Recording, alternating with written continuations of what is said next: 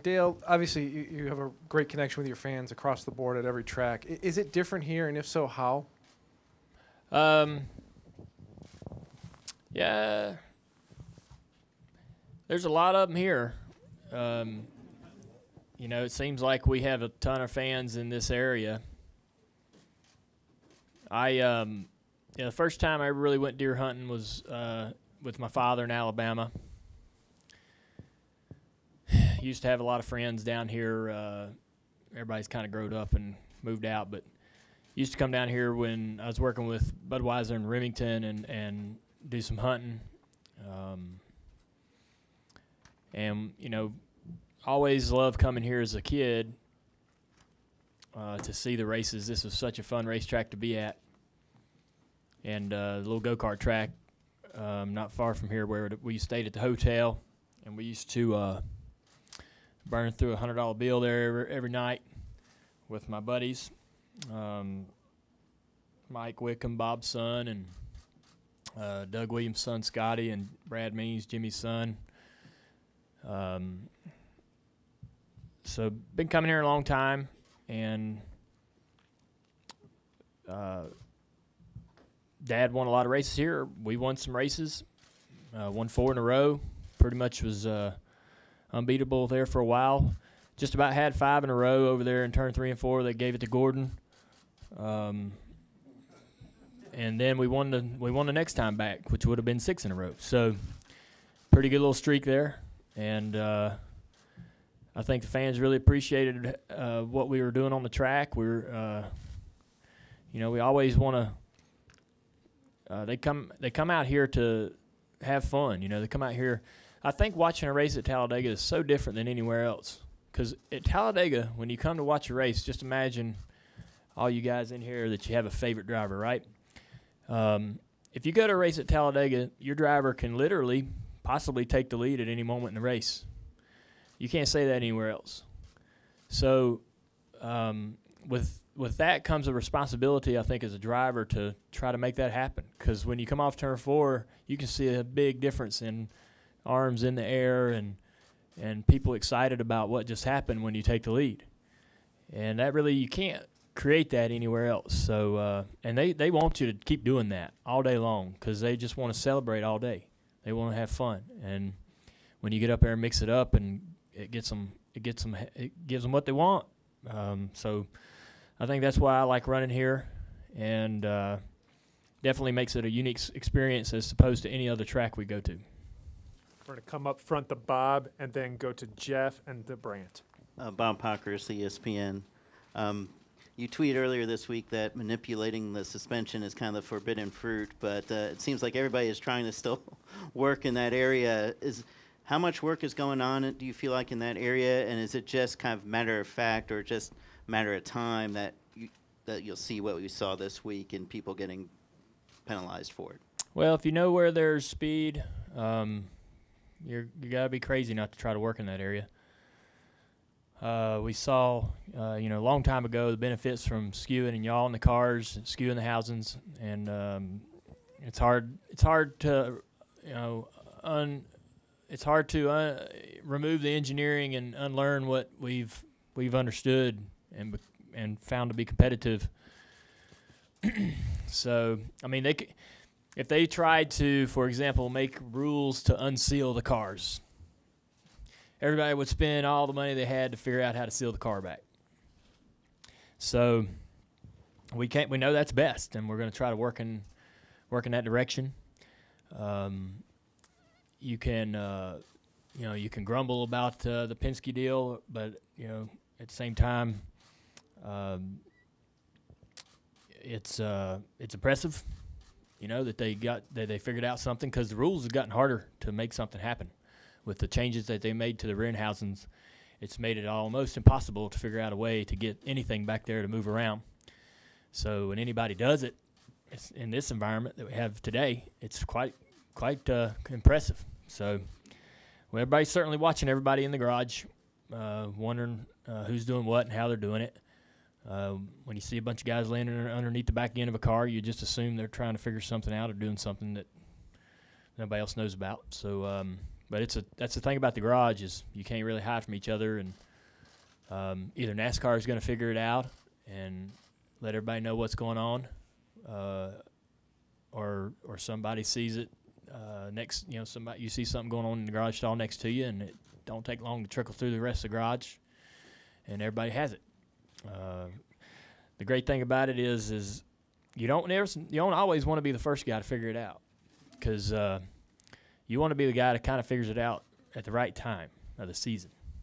Because everybody takes the idea, whatever the Penske guys are doing, the smart people in all these companies know, they'll take that idea and they'll make it better. They'll put a little spin on it and make it their own. So you don't want to figure that out at the beginning of the season. It's kind of important to figure that out when all the money's on the line. Go next to Jeff, then to Brant, then to Matt. Jeff Gluck from jeffgluck.com, back behind the cameras. I was listening to your podcast this week, and you said that, or it came out that you don't carry a wallet, even a driver's license, with you. Sometimes I forget. So, first of all, what the hell? Second of all, like,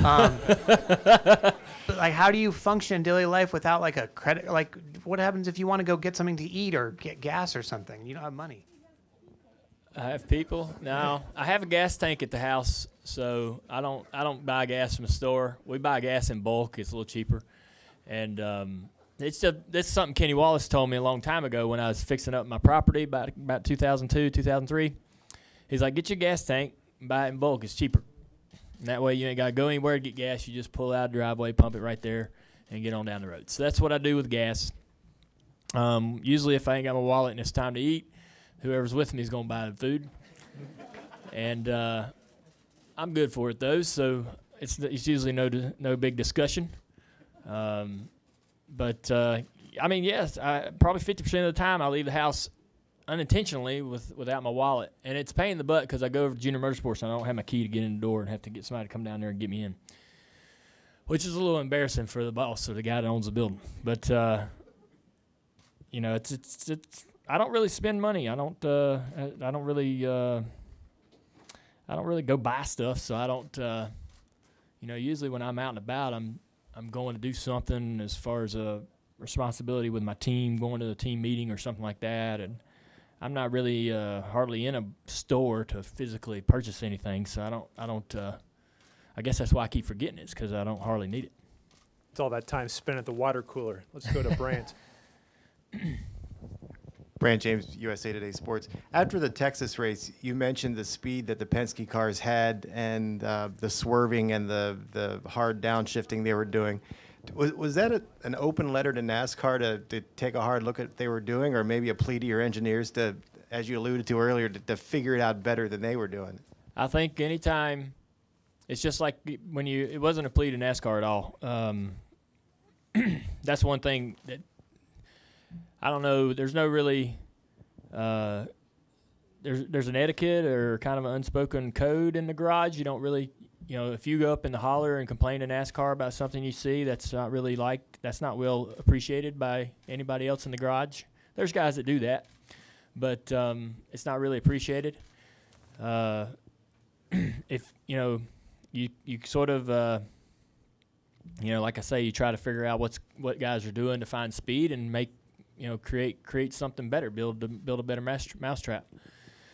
And when I was, if I see something on the racetrack, I can't help that everybody has my radio, and you or anyone else can hear what I'm going to say, but I have to tell my team what I see.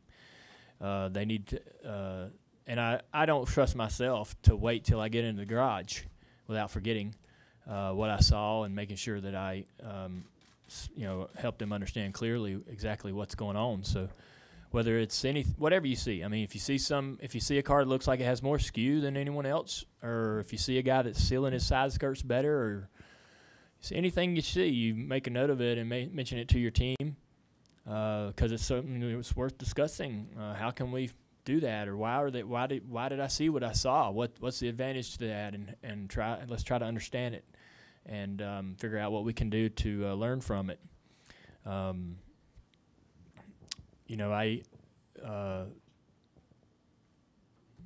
think, like I said, I mean, we're all out there trying to figure out how to, get our cars to run faster, every team. And you know, I wasn't I was more impressed I think than anything about you know, anytime a team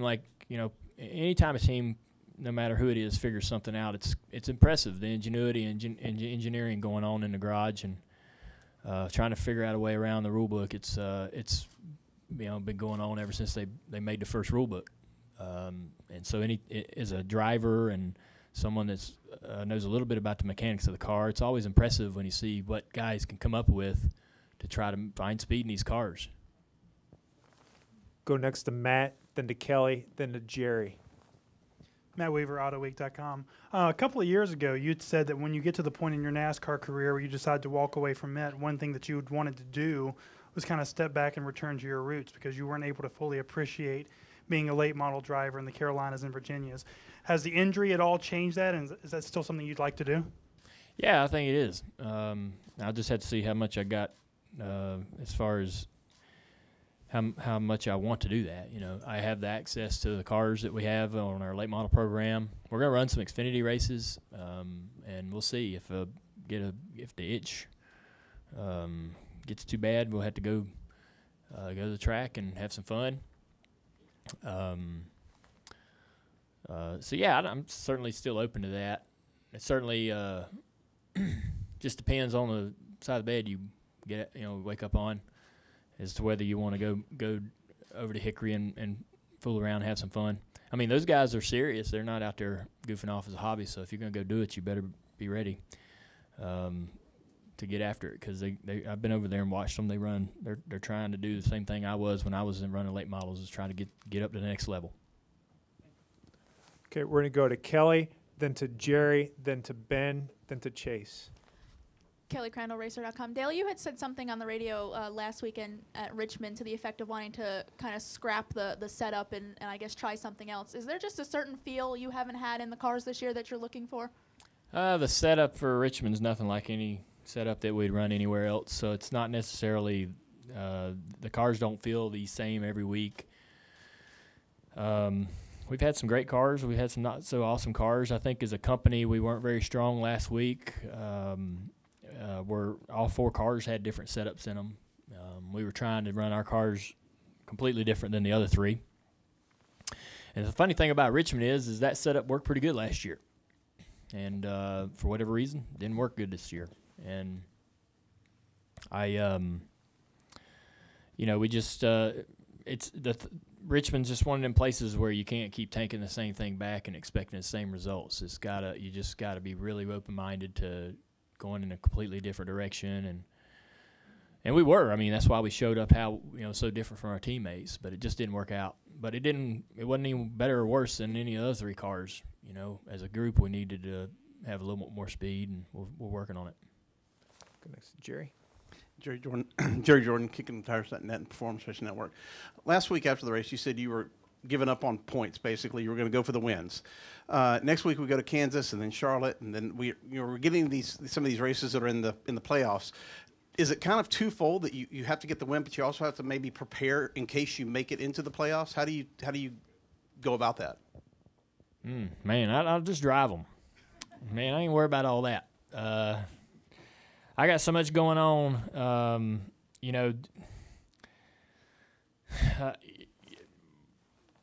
I trust in the team and Greg and everybody to know that when we get to certain racetracks, we got the best car we need.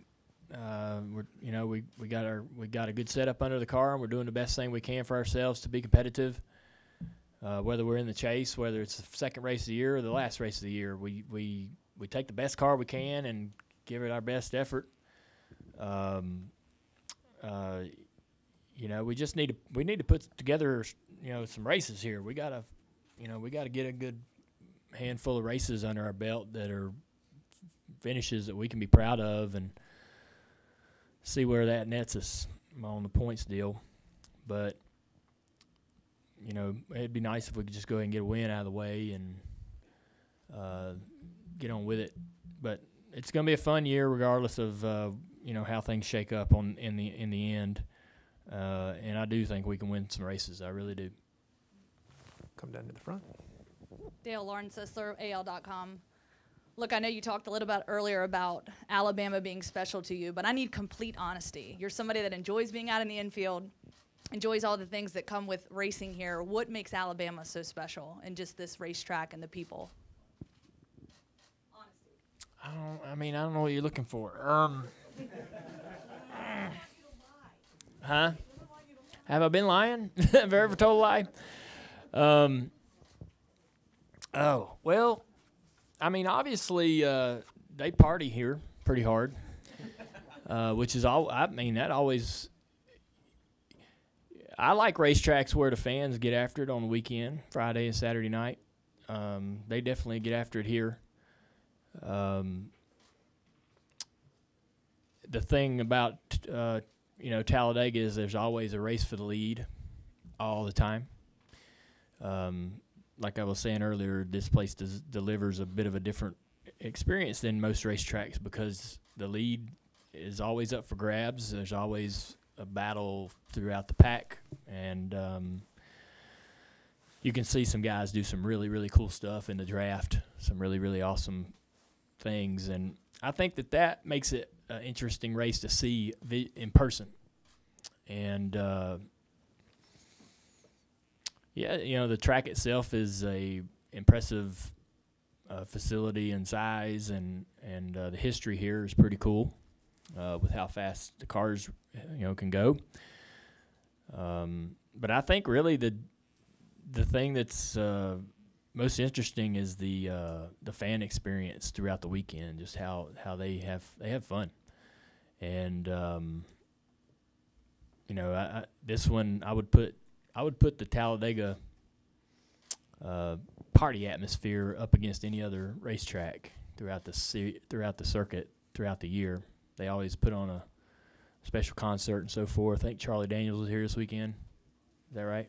I mean, people are going to love that. Where else do we do those kind of things on a Saturday night or a Friday night?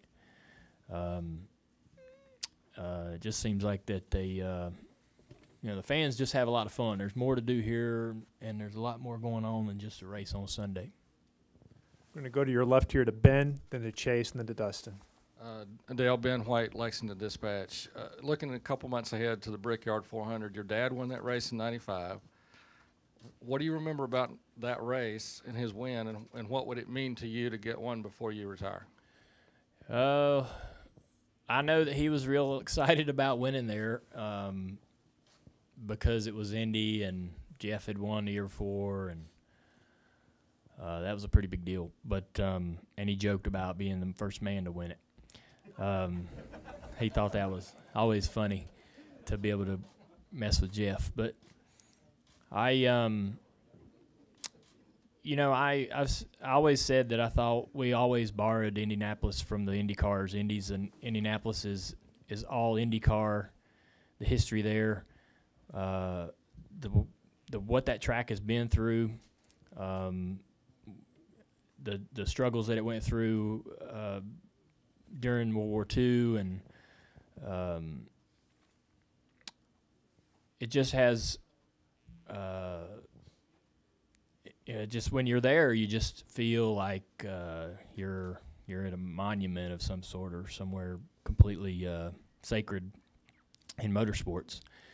And I've always felt like as a stock car guy, we sort of borrow it. We're guests to the IndyCar guys there, and it's on loan as a favor, and that's fine. I like it that way.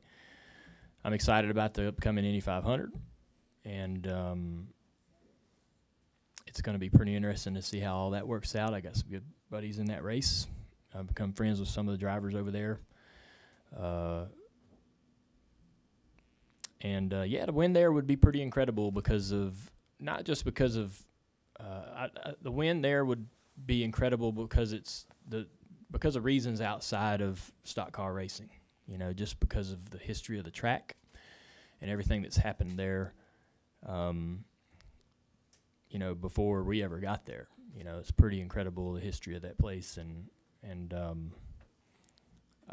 happy that we've even had the opportunity to have ran there once. Chase. Chase Walton, FoxSports.com. Dale, you had mentioned your 6 wins here, including 4 in a row from 2001 to 2003. What about Talladega that makes you so good here? I've had some, the cars have to do everything you want them to do. I've had some really, really awesome cars. When we were racing in the Bud car, we had to Gilmore on our motors and just an incredible engine package with Tony Jr. and Tony Sr. were really, really focused on the plate car. They were real confident in themselves. The car always did what I wanted to do. And when I've run for Rick, I've had the same opportunities. At times, just some really, really great cars. Anytime you win here, it's because it's a combination of some decisions you made, but the car being capable of doing those things. So I've been here when I've had the car that wasn't capable of making the pass that I needed to make, and you don't end up as aggressive because you don't have the confidence in the car. Throughout the day, you lose confidence and you become a little more defensive about your position than really offensive and aggressive and proactive toward moving forward. When the car seems to be able to do anything, you try anything, and I think that you're always, that confidence. I think a lot of times that, when you're out there, we can all kind of see each other's confidence and ability in the way we drive. And, you tend to, if you get used up a little bit and your car's not doing the right thing early in the race, guys get weary of working with that car. They can see that it's not capable, and so a lot of variables really play into being able to have a successful day. I do think I understand the draft really well. I'm sure a lot of guys in the field understand it just as well as I do. And it seems like that everybody's caught on to side drafting and how important that is, and when on the track it is best to use, and how to use it to make moves and continue to create moves. Guys are getting so much smarter. It's getting a lot harder. When years ago it was like we were the only one out there that knew most of the stuff, and now most of the guys know everything, and it's hard to make all the moves you want to make because some of them guys are pretty smart. There's a lot of great plate racers in the sport. Denny Hamlin, Logano, Kurt Busch is always up front. McMurray's always going to be moving toward the front. He's a great plate racer, and it seems to suit a certain personality, certain style of person. Same guys seem to always run well at the plate tracks.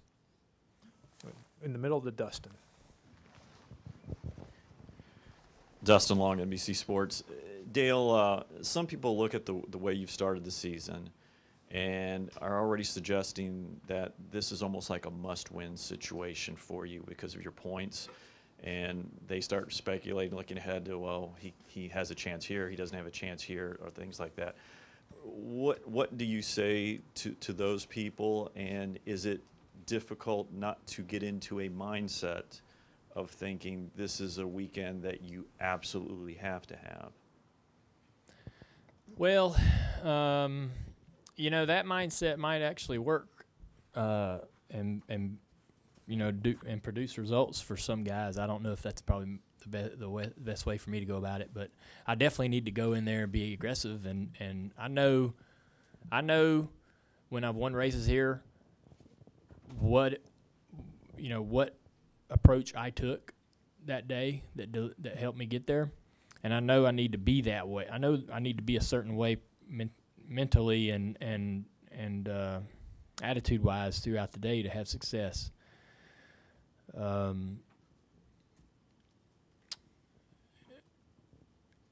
don't buy the notion that we can't win anywhere but Talladega or Daytona. And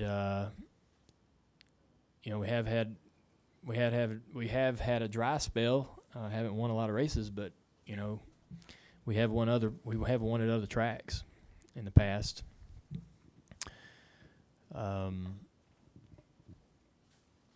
But I think if I go in thinking this is a must-win, then I'm probably going to get in there and make a few mistakes if I go with that kind of attitude. That might work for other athletes in any sport, especially in team sport. It can be a great attitude to have. You know, if you're 5 guys on a basketball court in a must-win situation, you can lean on each other and all that. But when you're out there trying to make moves in the draft and stuff, I don't know if that's a good attitude to have. Like, must-win might get you to taking some risks that put yourself and your team and your competitors in bad situations that eventually take you out of the race. So I think I just know what I need to do. I'm going to go out there and try to do it. I've said it in the past. You got to run the last 50 laps mistake-free, and the guy that does that will win the race. And that means like choosing the right line to move up and take the run, and every move and decision, every slight turn of the wheel has to be the right decision. And if you know, and I know I've been able to do that in the past, and I know when I've screwed it up in the past, and we just have to go out there and perform and get it done. Anybody can win this race, anybody in the field, except a couple cars. But I don't buy that we can't win anywhere else. You know, I know we haven't really ran that great, but I just know what we've been able to do in the past and how easy, how it can turn around. We can get it going, and there's a lot of season left. Can you explain that mindset where you've had success here? What is that exactly? Put that into words. Yeah, when the best one, I guess, the best example would be when we won the Daytona 500 a couple years ago. There was a couple times in that race where I was battling Greg Biffle, and he was I really didn't have any help behind me, and the only way I could really keep myself from sliding backwards was to run like 1 inch off his door and squeeze him against the wall. And it really kind of killed both of our cars, but at least he wasn't passing me. It kind of, when you run somebody really, really tight with the way these cars draft today, and it just stops both cars in their tracks. And, as long as nobody's, coming from behind and going to go around both of you, that's a good defense until you get somebody coming up and to give you some help. And I had to do that a lot in that race, and it was a bit outside of character for me to drive so much like a jerk, I guess. And but that's what you got to do, and you got to keep on cracking the whip to fire. Keep telling yourself, like, this is what has to happen. This is how I have to do this to make this work if I want to win. I can't, accept him taking the lead, maybe losing a couple spots and falling to 4th, and thinking, man, I'll just get it back. It's not as easy anymore.